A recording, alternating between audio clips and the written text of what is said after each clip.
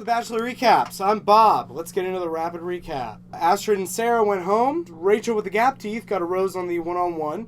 Girls went on a group date to the Haunted Mansion starring Eddie Murphy. Danielle M. got that rose. I still love Raven and Christina. Shout out for liking my tweets and Christina tweeting at me.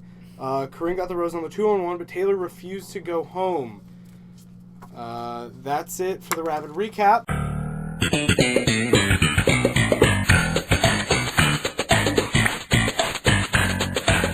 As always, we've got Myles and Pete.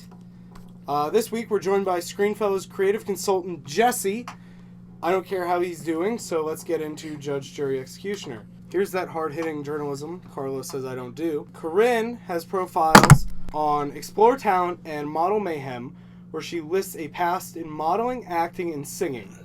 She calls these her dreams and says she's willing to do whatever it takes to fulfill her dreams and goals. It has recently been revealed that Corinne has appeared in a 2 Chainz music video, as well as a makeup ad featuring Vinny from the Jersey Shore. Google also lists her profession as a model. At this point, is it safe to say she isn't here for the right reasons? Myles? I think no matter what it is, it doesn't matter because, especially with this episode, she is kicking butt. And actually, I have a statement. I think this is a good time to... Myles, like a ninny, has prepared a statement. I have. We'll let him read it.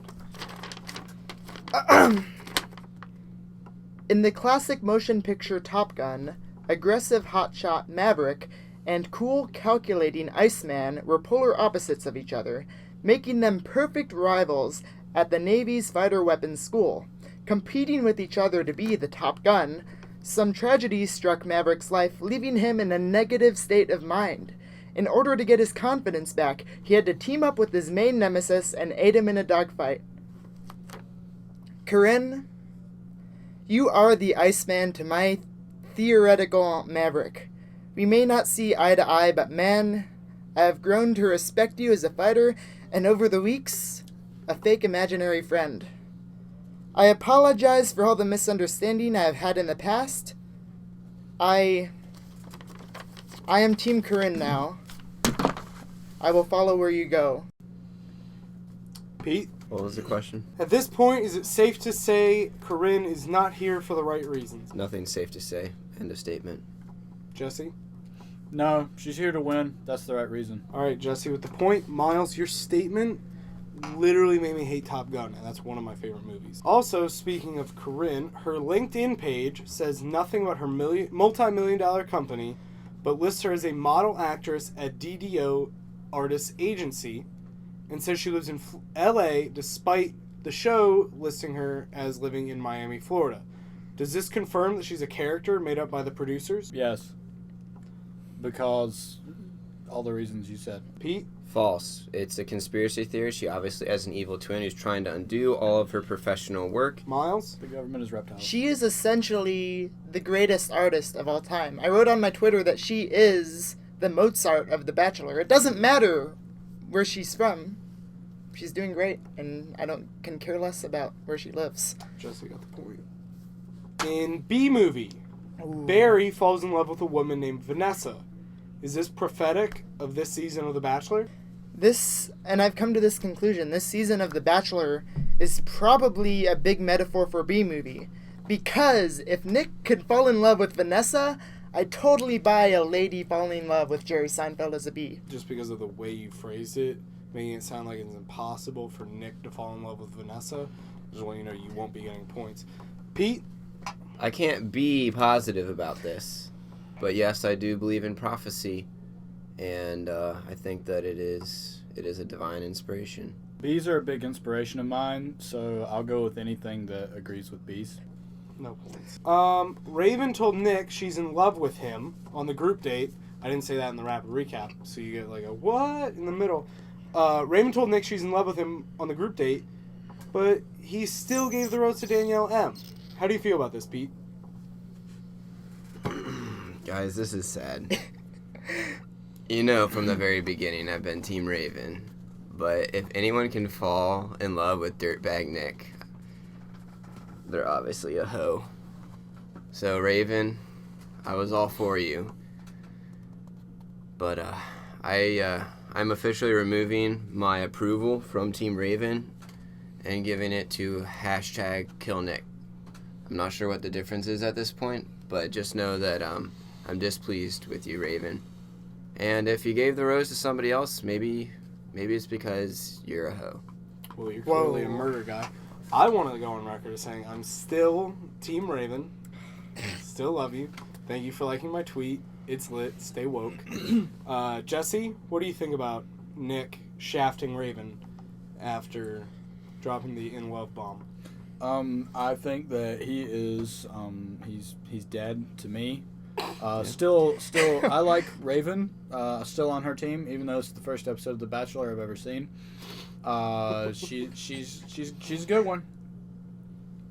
I don't have any words. I'm just very moved by what Peter said. You're wrong. Well, Pete gets the point. Describe how you think the 2-on-1 went, Jesse. I thought it was pretty satisfying to see Taylor. Thank you. I can't remember her name because she's not important. Neither could we in the first one. She thought she had it in the bag and then she didn't, and I was like, haha, you lose, sucker. She was like Richard Sherman in the Super Bowl against the Patriots when he was making fun of them. Then Malcolm Butler got the pick. Corinne with the game-winning pick. Pete, what do you think? I was just looking forward to a dramatic ending, whether it was Corinne or Taylor. So, sure, I'll go with a yes. Okay, Myles. Honestly, I was a bit disappointed by where it went. I'm glad that she's gone, don't get me wrong. I got you wrong. But I thought there could have been more. In the second episode, Corinne took initiative and took off her bikini in the pool. Not that I endorse that, but I think there could have been a better moment than there was. It went exactly how you expected it to go with voodoo dolls. You're wrong. I want Jesse you won that. to want me. All right, You're that was wrong. it for Judge, Jury, Executioner. Jesse got the win, so we're going to Dang. give him his prizes. Oh. We found this broken toilet paper dispenser in a bathroom, in a dumpster.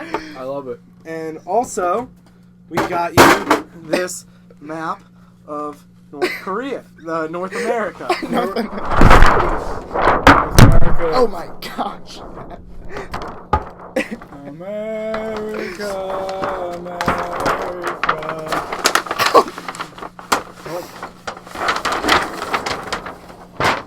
Can I wear a fucking cape? That was Jesse's prizes. We couldn't find Pete this week, so we didn't have Pete on the street. That being said, that's our time. Follow me and Myles at Myles_Haruki and bob.whitehouse89 on Twitter.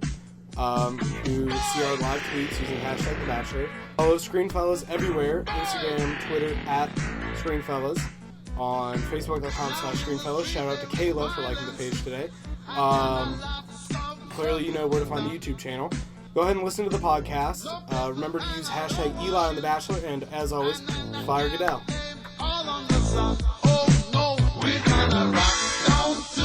Electric Avenue, and then we'll take it higher. Oh, we're gonna rock down to Electric Avenue.